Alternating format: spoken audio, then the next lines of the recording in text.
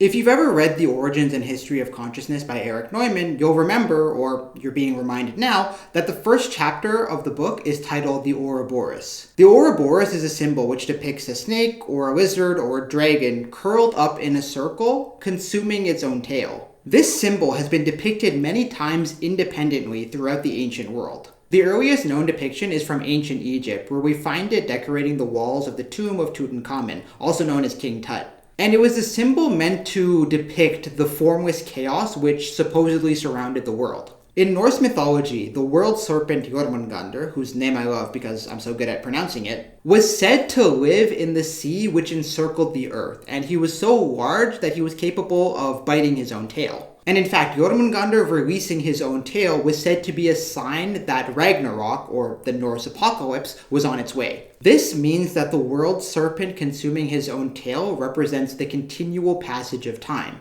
But when he decides to quit it with the auto-cannibalism, this is a sign that time itself is coming to an end. It is also a symbol which is frequently depicted in alchemical texts, where it is often described as a symbol depicting eternity, infinity, the circularity or endlessness of time, as well as something consuming itself while also regenerating itself in a perpetual cycle, destroying itself while at the same time sustaining itself by its own destruction. The fact that it is usually a snake is also significant, since snakes often convey a sense of the primordial, of the ancient foundations which exist inside every person. And humans tend to have an aversive reaction to snakes, which imbues the symbol with a sense of unfamiliarity, as though it depicted something which was beyond what humans ordinarily experience. And so the Ouroboros conveys a sense of something alien because humans tend to be scared of snakes. Not me though, I love snakes. The circular shape also conveys a sense of perpetuality, and this also represents a state before the separation of opposites, i.e. when things existed in a self-contained and unified whole. All of these interpretations are things you can arrive at by observing the symbol and attempting to decipher what is being conveyed by the image. And so the symbol itself can produce a multiplicity of meanings which capture ideas which go beyond the realm of typical human contemplation, involving concepts such as eternity and timelessness. This is arguably why symbols appear at all to the unconscious mind, usually in the form of dream images. They are attempts by our psyches to depict ideas which go beyond the remit of ordinary human contemplation, drawing our attention to ideas which have a deeper meaning. Now in the book, Erich Neumann decides to use the symbol of the Ouroboros to name a stage in the psychological development of humankind. And so this Ouroboros stage in the historical development of consciousness refers to the dawn state of the psyche prior to the existence of consciousness and the ego. It was what humans experienced before they possessed consciousness. And this state was experienced by archaic humans, as well as presumably by every non-human animal, but it is also experienced by every single individual human, including yourself. Because right after you're born, and possibly to an extent right before you're born as well, you're capable of having an experience of the world, but you're not conscious of the fact that you're having an experience. You aren't aware of your existence, you just sort of are. This doesn't mean that you weren't having any sort of subjective experience at all. It's just that you weren't able to be conscious of anything that you were experiencing the way you are right now. And this is because you lacked an ego through which you could be conscious of the objects of the world and yourself. This state is also experienced all the time when you dream. Because in a dream, you're having some kind of an experience of an environment, but you're not conscious of the fact that you're having an experience. It's really hard to remember this state of being prior to having an ego. Because what you're doing is using your ego to try and remember a time before the ego's existence, thereby projecting the ego back to a time when the ego didn't exist. And I think it's also for this reason why it's really hard to remember what happens in your dreams. Because there's no ego that can consciously perceive the world and place the objects of your experience into your memory. And so Neumann uses the symbol of the Ouroboros as a way to try and circumscribe and describe what this state was like. As he writes, the initial stage symbolized by the Ouroboros corresponds to a pre-ego state. And just as this antedates human history, so also in the history of individual development, it belongs to the stage of earliest childhood, when an ego germ is just beginning to be. Now, when I first read the book, I had the impression that the Ouroboros was a symbol which you could observe in mythologies as directly representing the dawn state of humanity. And so it would have appeared very early in like the earliest creation stories. And then subsequent myths would depict other stages in the development of consciousness, such as the hero's journey. So sequentially, something like the Ouroboros would have been seen before something like the hero's myth. But in reality, the Ouroboros isn't a very old symbol. Even the earliest depiction that we know of in ancient Egypt occurred in the New Kingdom, which is relatively recent given how old ancient Egypt actually is. Rather, the symbol is something which more modern humans have developed to express the inexpressible. Perhaps while reflecting consciously or unconsciously upon the dawn state of humanity, or perhaps when attempting to depict ideas like eternality or perpetuality. The idea of self-regeneration arising from self-destruction. What Neumann does is that he takes this symbol, which is featured very prominently in alchemical texts, and then uses it to name the dawn state of humanity, calling it the Ouroboros stage, thereby using this symbol to give form to the dawn state of humanity and categorize it for depth psychologists. And as a symbolic depiction of the pre-egoic state, the symbol does work quite well. Because in contrast to having an ego which can consciously be aware of the passage of time and order events chronologically, this state, the pre-egoic Uroboric state, would have felt timeless and eternal, and all experience would have consisted of the present, without a sense of past or future. As a symbol of unified opposites, the snake eating its own tail, it also captures the state of a psyche which is not yet capable of consciously discriminating and dividing the objects of the world into distinct entities. Your consciousness can do this. If you look around right now in whatever environment you are, your mind automatically sees distinct objects as separate from their backgrounds. Whereas in the dawn state, all of your perceptions would have been blended together into one unified experience, out of which differentiation emerges slowly. I think this differentiation is a consequence of language, because language, when you have specific words for specific objects, when you perceive those objects, you see them in a certain way. You see them as a particular object, whereas before you had words for any objects, everything kind of would have just blended together. This doesn't mean all of your experience would have been perceived as one kind of unified experience, because archetypally, you have certain concepts that are already in your mind. And so those archetypes will allow you to differentiate things in your environment. But it was just archetypal and it was just unconscious. And so consciousness allows for a deepening of the discrimination of the objects of the world. And relating it to the idea of the reptilian snake also captures the fact that it refers to a more ancient and primordial state of the human psyche. One which is associated with less mental activity and more of that unconscious reptilian coldness, which is based on pure instinct. And this speaks to the fundamental fact that in our psyche, we still have these reptilian foundations. Now, that idea of the dawn state being a state before the separation of the world into distinct entities is also relevant when we think about the psychological lives of primitive humans. Because humans are social beings, they are always found in a network of other humans who constitute their tribe. And in a sense, before the existence of the ego, which feels itself to be a separate, distinct entity from the world and from other people, primitive humans would have had a shared psychological experience with the members of their group, as though they all shared a psyche. It was only when we began to have egos that a person could start to feel like a distinct entity from the group and assert their own autonomy independently of the group's will. Before this, the group itself was like a single unified entity, and each person would have been more similar to an organ of this group rather than an autonomous individual. Neumann describes it like this: the original situation, which is represented mythologically as the Ouroboros, corresponds to the psychological stage in man's prehistory,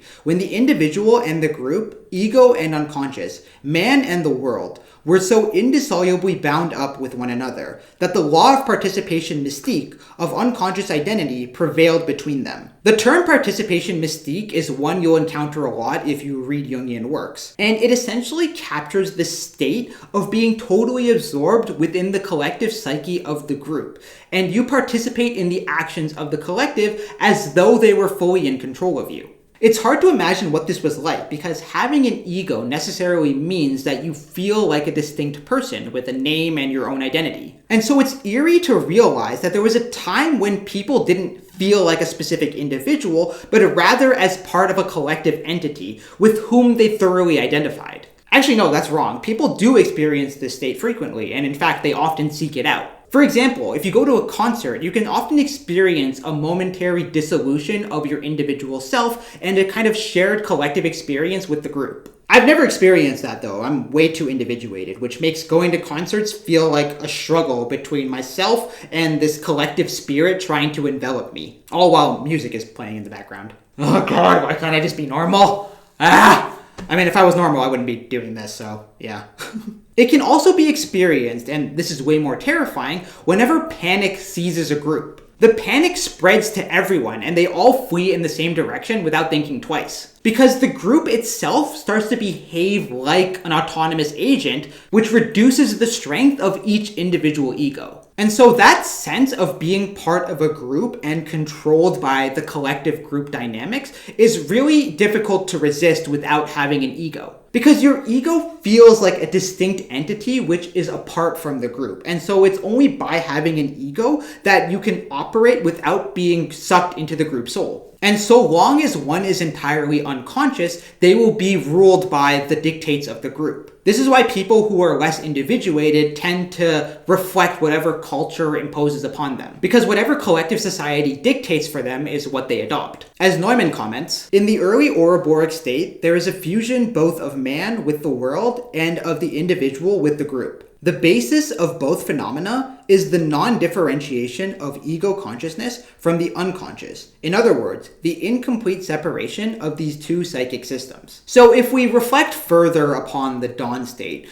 without any egos, the group's behavior would have been essentially ruled by the archetypes and instincts. And it would have been an entirely emotional experience. Because instincts, archetypes, and emotions are more foundational to the psyche than consciousness. All of your behavior being determined by instincts and emotional reactions makes sense in a group context because instincts are collective. They're the archetypes of the collective unconscious after all. And so every single person can feel the influence of these archetypes and share in the experience of the archetypes, which directs them towards a particular behavior. A good example is when your group encounters a hostile group and all of you project the shadow onto that group. And so this kind of collective group shadow then determines your hostility towards that other group. And it's hard to resist that sense of hostility because it's shared between the entire group. And again, in this stage, the group itself would have been like the entity which is capable of acting. Each individual is just kind of like an organ within this group. As Neumann writes, among the basic phenomena characteristic of the Ouroboric existence of the group and the submersion of each part in the group psyche is the government of the group by the dominance of the collective unconscious,